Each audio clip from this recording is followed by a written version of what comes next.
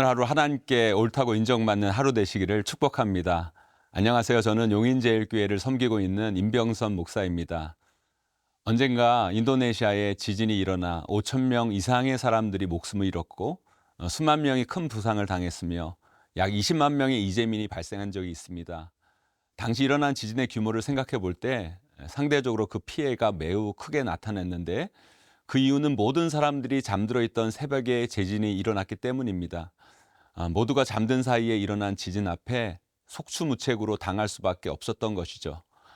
아마도 그날 지진으로 목숨을 잃은 자들 중에서 몇 시간 후 자신의 인생의 종말이 찾아오리라고 생각했던 사람은 단 한 명도 없었을 것입니다. 성경은 마지막 심판 때가 꼭 이와 같이 임하게 될 것이라고 말씀합니다. 오늘 우리에게 주시는 말씀입니다. 베드로후서 3장 10절부터 18절까지 함께 읽도록 하겠습니다. 베드로후서 3장 10절에서 18절 말씀입니다. 그러나 주의 날이 도둑같이 오리니 그날에는 하늘이 큰 소리로 떠나가고 물질이 뜨거운 불에 풀어지고 땅과 그 중에 있는 모든 일이 드러나리로다. 이 모든 것이 이렇게 풀어지리니 너희가 어떠한 사람이 되어야 마땅하냐? 거룩한 행실과 경건함으로 하나님의 날이 임하기를 바라보고 간절히 사모하라. 그날에 하늘이 불에 타서 풀어지고 물질이 뜨거운 불에 녹아지려니와 우리는 그의 약속대로 의가 있는 곳인 새 하늘과 새 땅을 바라보도다. 그러므로 사랑하는 자들아, 너희가 이것을 바라보나니 주 앞에서 점도 없고 흠도 없이 평강 가운데에서 나타나기를 힘쓰라.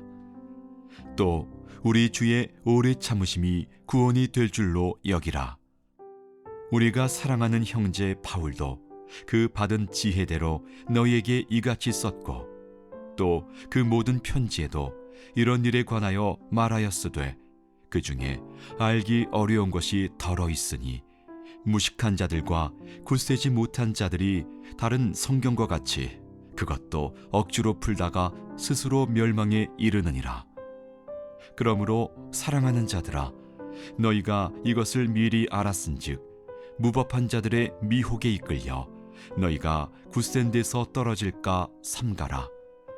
오직 우리 주 곧 구주 예수 그리스도의 은혜와 그를 아는 지식에서 자라가라. 영광이 이제와 영원한 날까지 그에게 있을지어다. 오늘 본문에서 사도 베드로는 예수님께서 재림하시는 주의 날이 도둑같이 임한다고 선포합니다. 마치 도둑이 예고 없이 들어오는 것처럼 예수님께서 이 땅을 심판하러 오시는 날도 그렇게 예고 없이 찾아온다는 것입니다. 그렇게 우리 믿음의 사람은 언제나 다시 오실 주님을 맞이할 준비를 해야 합니다. 만약 우리 주님께서 지금 당장 다시 오신다 해도 그 주님을 평강 가운데 뵐 수 있도록 항상 경건하고 거룩하게 흠없이 깨끗한 삶을 살아야 합니다. 그러나 안타깝게도 너무 많은 그리스도인들이 주님 다시 오실 날이 아직 많이 남아있을 것이라고 여기며 살아갑니다. 등은 있지만 기름을 준비하지 않아 신랑을 맞이하지 못한 다섯 처녀와 같이 다시 오실 주님을 맞이할 준비를 계속해서 미루는 어리석은 인생으로 살아가는 것입니다. 이런 일화가 있습니다. 마귀들이 모여서 어떻게 하면 그리스도인들을 실족시킬까라는 주제로 회의를 했습니다. 한 젊은 마귀가 일어나서 말합니다. 그냥 예수 믿는 자들을 다 잡아서 죽여버립시다. 그러자 그 이야기를 들은 한 늙은 마귀는 그것은 좋은 방법이 아닐세. 옛날에 그리스도인들을 많이 죽여봤지만 한 사람을 죽이면 순교의 피가 씨앗이 되어 기독교인들이 수천 수만으로 늘어났다네 라고 대답했습니다. 그러자 다른 젊은 마귀가 그렇다면 죽이지 말고 감옥에 가두면 될 거 아닙니까? 라고 말했습니다. 그러자 늙은 마귀는 그것도 좋은 방법은 아닐세. 그들을 감옥에서 가둬놨더니 오히려 더 열심히 찬양하고 기도하면서 하나님과 더 가까워지는 것 아니겠는가? 라고 대답했습니다. 그때 가만히 듣고 있던 간교한 마귀가 꾀를 하나 냈습니다. 그럼 이것은 어떻습니까? 그들에게 기도도 열심히 하게 하고 성경도 많이 읽게 하고 전도도 힘써 하게 합시다. 그러나 오늘은 귀찮으니까 내일부터 하라고 합시다. 그 이야기를 들은 마귀들은 모두 박수를 치며 좋은 아이디어라고 환호했습니다. 물론 누군가 지어낸 이야기겠지만 이 짧은 스토리 속에 강력한 메시지가 담겨 있습니다. 악한 사탄은 지금도 끊임없이 우리에게 속삭입니다. 주님 다시 오실 날을 기다리며 그날을 준비해야 한다고. 그런데 지금 하지 말고 나중에 천천히 해도 된다. 계속 우리를 유혹합니다.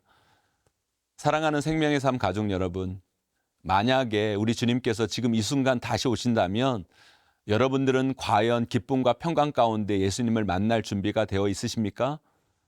주의 날이 도둑같이 오리라는 본문 말씀을 다시 한번 가슴 깊이 새기는 이 아침이 될 수 있기를 소망합니다.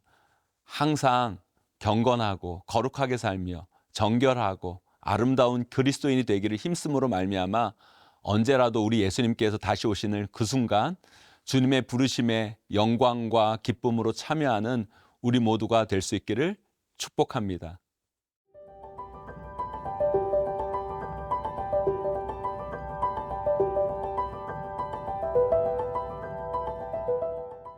초대교회 대부분의 성도들은 그들이 살아있을 때 예수님께서 재림하실 것이라는 믿음이 있었습니다.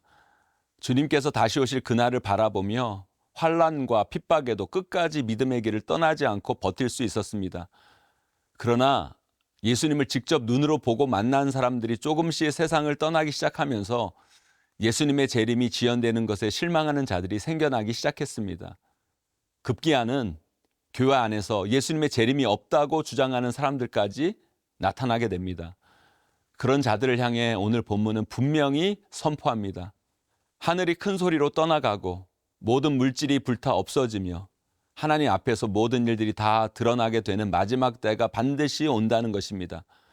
뿐만 아니라 주의 날이 아직 오지 않은 것으로 인해 우리가 절망하고 낙심할 것이 아니라 오히려 기뻐하고 감사해야 함을 말합니다. 왜냐하면 주의 날이 아직 오지 않은 것은 한 생명이라도 더 구원하기 원하시는 하나님의 엄청난 사랑의 결과이기 때문입니다. 오늘 본문 15절에 이런 표현이 나옵니다. 또 우리 주의 오래 참으심이 구원이 된 줄로 여기라. 반드시 다시 오시겠다고 약속하신 우리 주님의 재림이 아직 임하지 않은 것은 다른 이유가 아닙니다.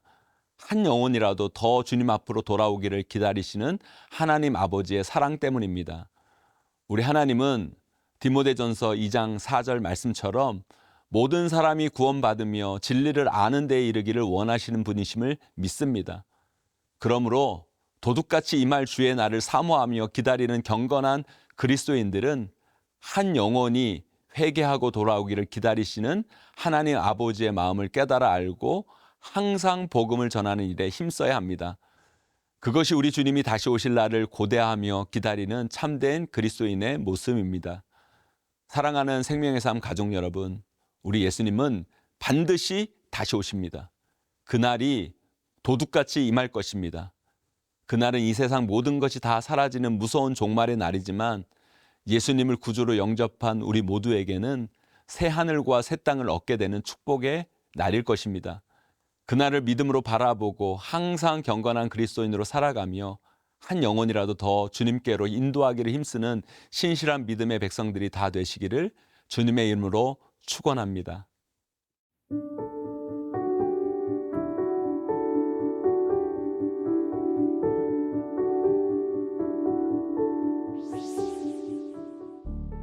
하나님 아버지, 우리 주님께서 다시 오실 그날을 믿음의 눈으로 바라봅니다. 주님께서 재림하시는 그때 점도 없고 흠도 없이 평강 가운데 우리 주님을 만날 수 있는 거룩하고 신실한 성도가 되기를 소망합니다. 아직 주의 날이 오지 않은 것은 한 영혼이라도 더 구원하기 원하시는 하나님 아버지의 사랑 때문임을 기억하며 주님의 마음으로 복음 전하기를 힘쓰는 우리 모두가 되게 하여 주시옵소서. 예수님의 이름으로 간절히 기도드립니다. 아멘.